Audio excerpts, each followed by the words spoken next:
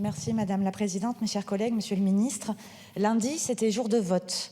Dans la Drôme, le conseil départemental a adopté au cœur de son budget la fermeture des 7 centres de santé sexuelle départementaux ruraux, ainsi que la réduction de 20% des budgets alloués aux 11 autres situés dans des hôpitaux ou portés par le planning familial.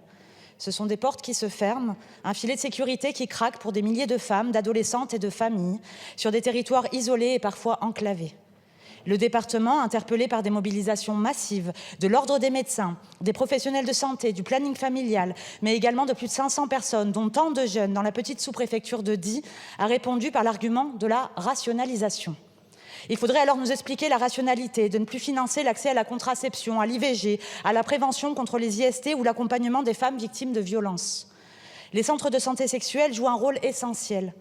L'anonymat y est garanti et chacun est accompagné et soutenu, sans rendez-vous et gratuitement.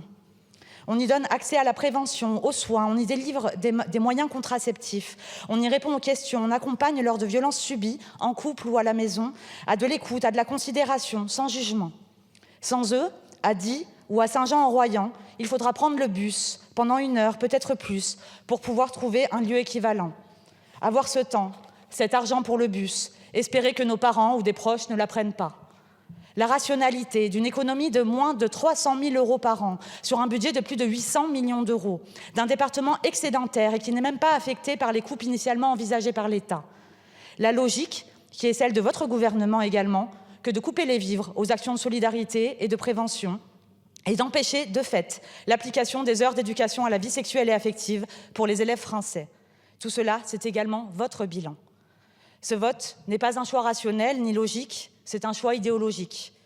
N'oubliez jamais qu'il suffira d'une crise politique, économique ou religieuse pour que les droits des femmes soient remis en question.